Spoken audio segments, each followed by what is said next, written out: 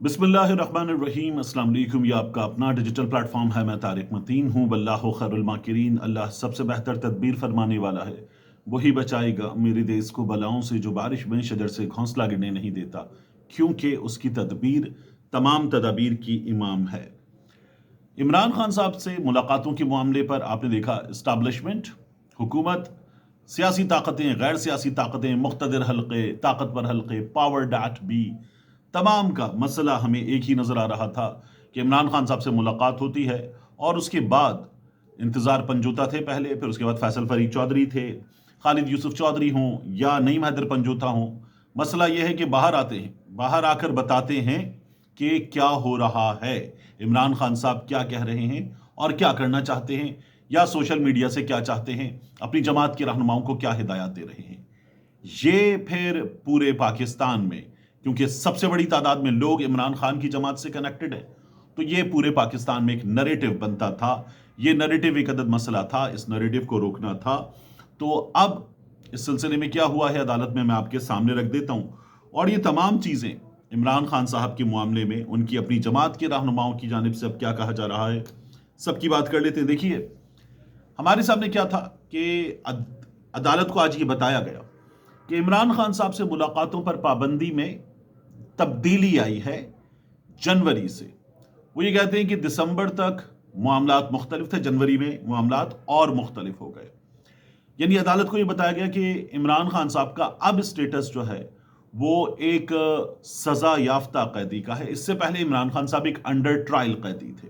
तो under trial कैदी थे इमरान खान साहब, तो उनसे मुलाकातों पर हमारा मामला मुख्तलिफ था, अब मुख्तलिफ है। जेल मैनुअल के मुताबिक हम मुलाकातें करवाते हैं, ये जेल हुक्काम ने कहा है।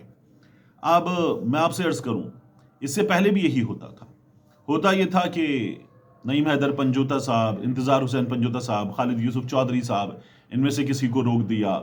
उसके अलावा बुट्टर साहब, उनके उनमें उनको रोक दिया। वकला में से किसी को रोक दिया, सियासी रहनुमाओं से किसी को रोक दिया।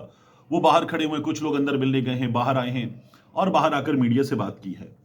अब चुन के बंदा रोका जाता था जो इमरान खान साहब से गुफ्तगू हो रही है उसको पूरी तरह से ना बताए।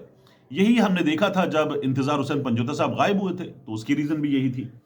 हुक्काम ये चाहते थे कि इमरान खान साहब से अडियाला जेल में जो मुलाकातें हो रही हैं उनकी रिपोर्टिंग भी पूरी ना हो। तो फिर आपको याद होगा, एक बड़ा ज़बरदस्त इंटरव्यू किया गया था 3 की जानिब से, और उस इंटरव्यू में अडियाला की कवरेज करने वाले हमारे एक दोस्त, उन्होंने बताया कि वहाँ पर कुछ रिपोर्टर्स को तो बाकायदा डीब्रीफ किया जाता है, उनसे बाकायदा तौर पर बाद में ब्रीफिंग ली भी जाती है कि क्या करना है, कैसे करना है।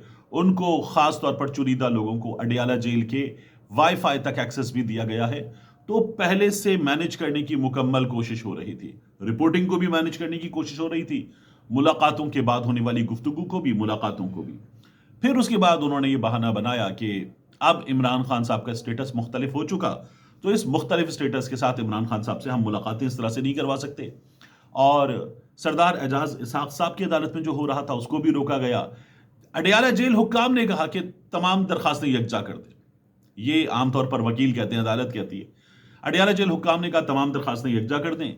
तो कायम मकाम चीफ जस्टिस जो सरफराज जोगड़ साहब हैं, उनकी अदालत में हमने देखा कि 3 रुकनी बेंच ने ये तमाम दरखास्तें यकजा कर दी। अब जब ये दरखास्तें यकजा कर दी गई तो उसके बाद इनकी समाअत हुई और अडियाला जेल हुक्काम ने ये कहा कि ये बाहर आते हैं और बाहर आकर सियासी बात करते हैं। तो डोगर साहब ने फौरी तौर पर कहा कि ठीक है, हम सियासी बात करने पर पाबंदी लगा देते, इनसे अंडरटेकिंग ले लेते। और सलमान अकरम राजा साहब ने कहा कि ठीक है, हम अंडरटेकिंग दे देते हैं।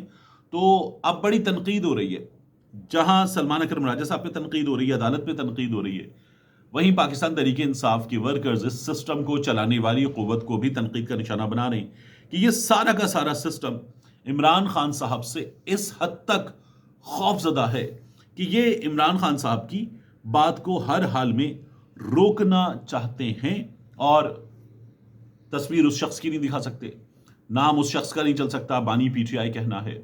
उससे मुलाकातों पर पाबंदी लगाई हुई है। अब मुलाकातों पर पाबंदी के बाद अगला काम यह है कि मुलाकात अगर कर लोगे जो हक है, तो फिर बाहर आकर بات نہیں کرو گے، سیاسی بات نہیں کرو گے. یہ اڈیالہ جیل حکام کہہ رہے تھے کہ یہ باہر آ کر سیاسی بات کرتے.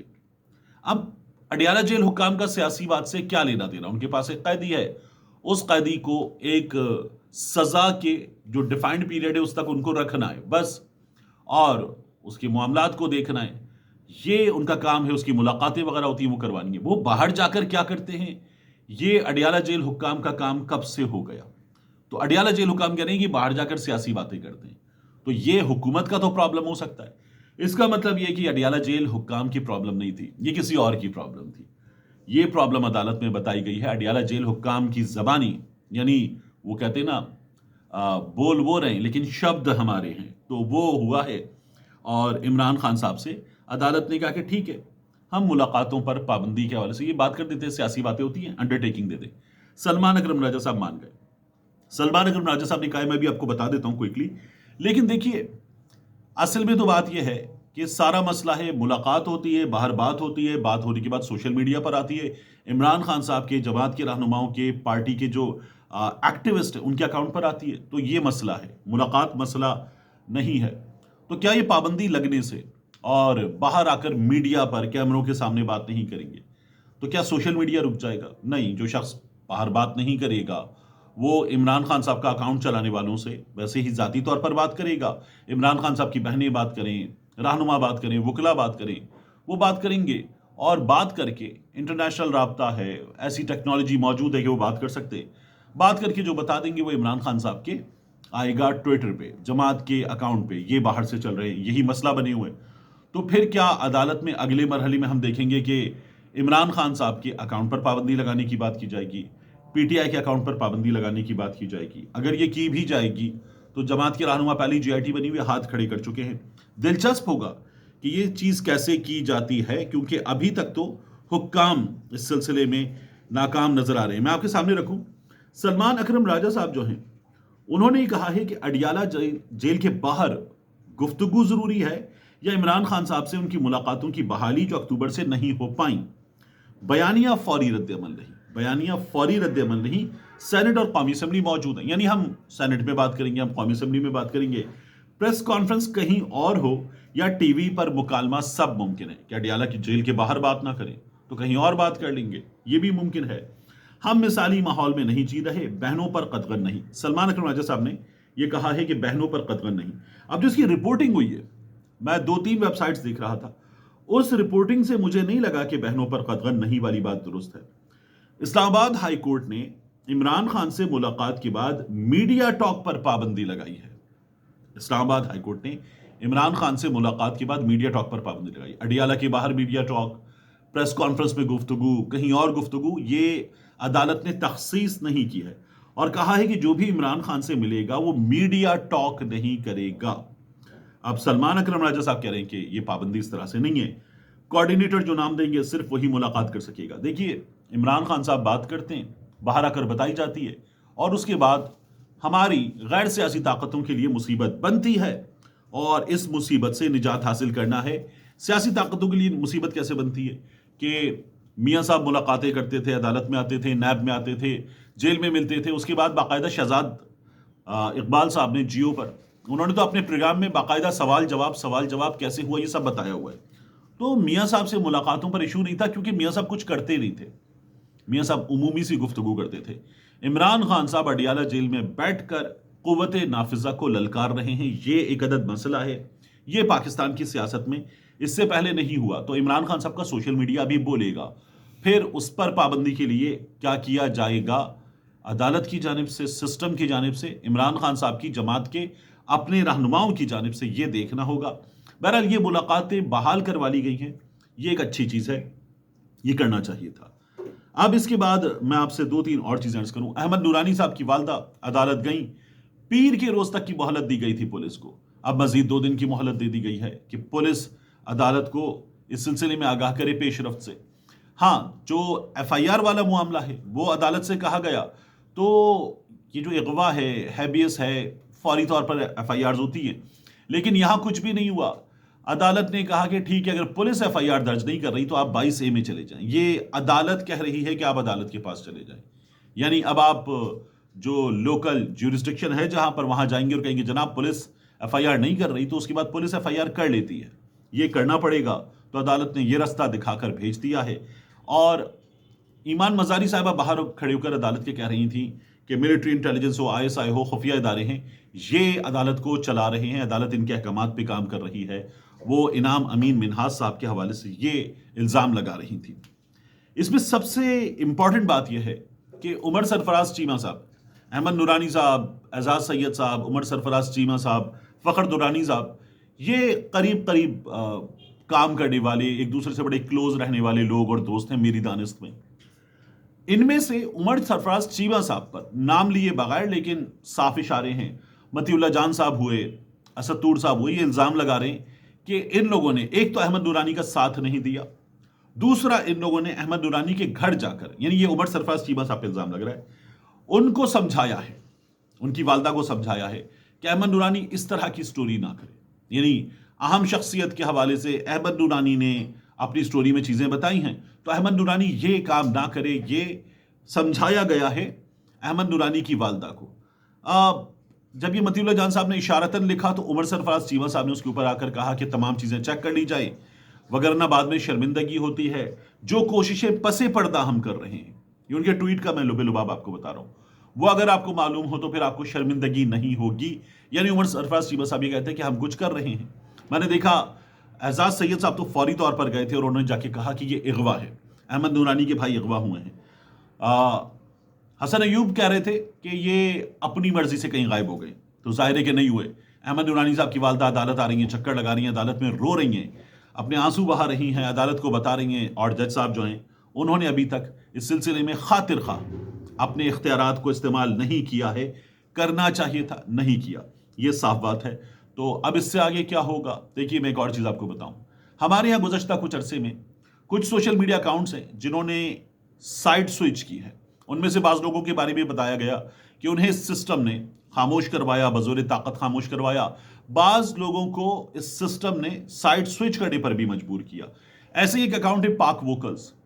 उस पाक वोकल्स ने अहमद नूरानी के घर की ख़वातीन के बारे में और उनके घर की एक खातून की तस्वीर लगाकर उनका खून का रिश्ता, इंतहाई घटिया और लुच्चर बाजारी मुहिम शुरू की है।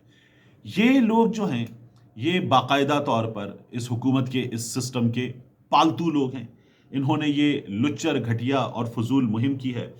अफसोसनाक है, शर्मनाक है। एक घर से 2 जवान लड़के उठा लिए गए हैं, उसके बाद उनकी बहन वो रो रही हैं, उनकी वालदा रो रही हैं, और उनकी तस्वीरों का इस तरह से इस्तेमाल किया जा रहा है। हम देखते ना ये सोशल मीडिया पर डिजिटल दहशतगर्दी, क्या यहाँ किसी को नजर आता है कि क्या हो रहा है? ये इस दर्जे पर, इस लेवल पर पहुंचकर इस दर्जे की रिजालत दिखाते हुए, अपने वालिदैन की तरबियत दिखाते हुए जो लोग ये काम कर रहे हैं, क्या उनसे कोई पूछेगा कि ये कैसे किया जा सकता है? शर्मनाक है। अहमद नूरानी की वालदा ने भी कहा कि मुझे आकर, अब देखिए ना, एक जानिब उमर चीमा का मौक़िफ़ है, एक जानिब मतीउल्लाह जान का, असद तूर का मौक़िफ़ है जो उनकी वालदा से बात कर रहे हैं। मेरे सामने क्या है? मेरे सामने है अहमद नूरानी की वालदा का बयान कि जी मुझे नाम नहीं पता कौन आया था घर पे, लेकिन घर पे लोग आए थे और उन्होंने आकर हमें कहा कि अहमद नूरानी से ऐसे कहीं, ऐसे ना करे। वो कहने लगी मैं भी कहती हूँ ऐसे ना करे, लेकिन वो जाहिर है कि अपना काम कर रहा है और मैं मना करती हूँ उसको कि ऐसे ना करे। ये एक माँ ने कहा है और वालिदैन यही करते हैं, वो यही कर रही थी। तो जो मतीउल्लाह जान कह रहे थे वो एक हद तक अहमद नूरानी की वालदा की ज़बान से हमें सुनने को मिला है, उसकी तस्दीक होती है। नाम जाहिर है कि उन्हें, वो कह रही हैं, नहीं पता। और इसके बाद मामला फरहान मलिक का। फरहान मलिक के दफ्तर पर FIA ने फिर छापा मारा है। उनके अपने ज़ेर इस्तेमाल एक सिस्टम था, वो ले गए हैं, एक डेस्कटॉप ले गए हैं, कुछ USBs ले गए हैं। स्टाफ कहता है आने वालों ने जिस तरह का रवैया अख्तियार किया, हिरासा किया उन्हें, और फरहान मलिक के दफ्तर से ये तमाम चीज़ें लेकर FIA वाले चले गए हैं।